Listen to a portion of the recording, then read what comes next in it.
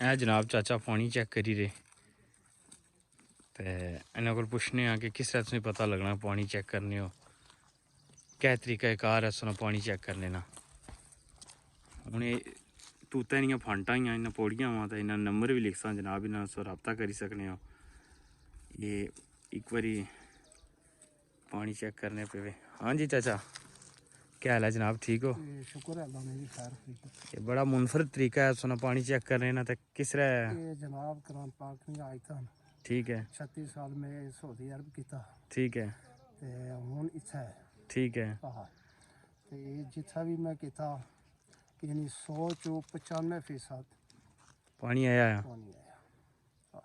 ते एक है तकने से तो एक है सुने थे जे ये मारे हथे तू तनिया नीलियां फाटा ठीक है ते इना पर कुरान पाक नहीं आए तो बड़ी फूकने हैं।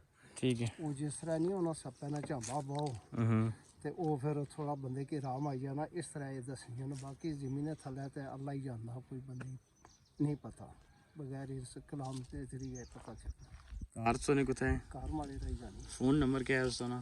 फोन नंबर 0340 ठीक है 057 8318 8318 ना क्या है उसका ना? नाम वाला अजी फजल से आजी फजल सैन तो कोई भी बंदा अगर पानी चेक कराना सुना रब्ता करी सकना जी। कहना जितने पानी सो चेक किया उसमें 95% पानी आए 5% नहीं आए। चलो ये भी लेकिन ज़्यादा चांस है कि पानी आई जाना। ठीक है तो इस एरिया पहले भी गए तुम आए हो? इस एरिया च ना मैं आया मैं पिछले एरिया च आया तो उधर पानी आया जिथा अगे चेक करी गया सन उन्होंने नहीं आया मैं जिथा चेक किया वो 2 बोर आई गई। ठीक है चलो ठीक है जनाब मैं इन्होंने नंबर भी पाई छड़िया सा कि ना भी चाचे ने पाया तो पानी चेक कराने तो रब्ता करी सकने बंदे बिल्कुल करी सकते।